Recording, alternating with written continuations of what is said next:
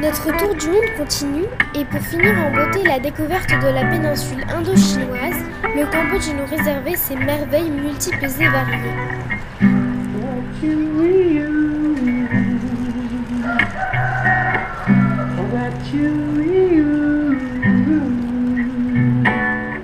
Dans les temples d'Angkor, tout d'abord, nous avons joué aux aventuriers du temple perdu et nous nous sommes prises pour Lara Croft l'espace de quelques jours. Puis, nos grands-parents nous ayant rejoints, nous avons expérimenté en famille l'apprentissage de la cuisine khmer en hachant menus, oignons, citronnelle et coriandre que papa aime tant d'ailleurs. Apprentissage des saveurs que nous avons poursuivi avec la découverte de fruits exotiques tels que le fruit du dragon ou la pomme caramel par exemple.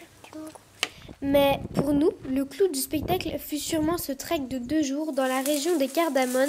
Accompagnés bien sûr par des pros, nous avons été surprises par la variété des paysages traversés. Passant de prairies sèches et rocailleuses à une jungle humide, nous rappelant bien sûr notre séjour thaïlandais. Le passage entre les marécages boueux restera un souvenir de franche rigolade. Le soir, nous avons bivouaqué en pleine jungle, surmontant notre peur des moustiques, des araignées ou autres serpents. Et nous avons été récompensés au petit matin par une baignade dans une cascade paradisiaque. Enfin, pour compléter la variété des expériences cambodgiennes, il nous manquait la mer. C'est à Koh Kong que nous avons joué au Robinson, dégustant sur la plage poissons et crustacés fraîchement pêchés et grillés au feu de bois. Nous serions bien restés quelque temps de plus, mais il nous a fallu reprendre la route et traverser la frontière cambodgienne.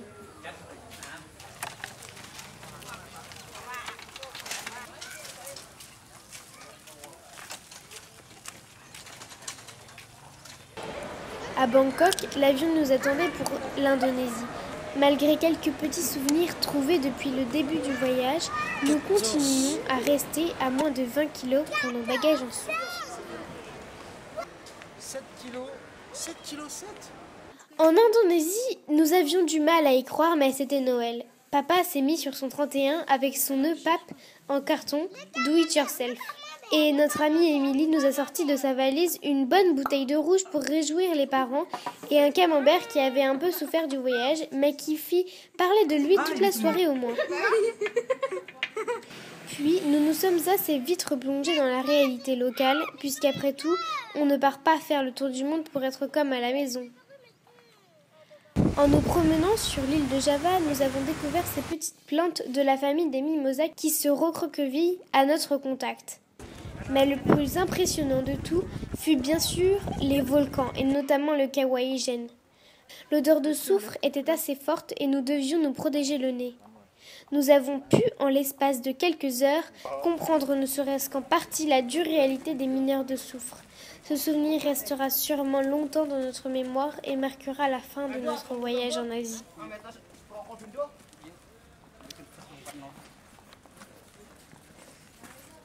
L'Australie fut bien évidemment une autre réalité. Et c'est dans ce pays pourtant si développé que nous nous sommes sentis le plus proches de la nature.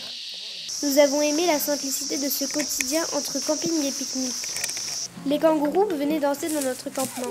Quelle surprise et quel bonheur au petit matin. Notre séjour de 15 jours a passé bien vite. Et notre escale à Auckland nous a fait regretter de quitter si vite l'Océanie, nous laissant une porte ouverte pour un prochain voyage, qui sait.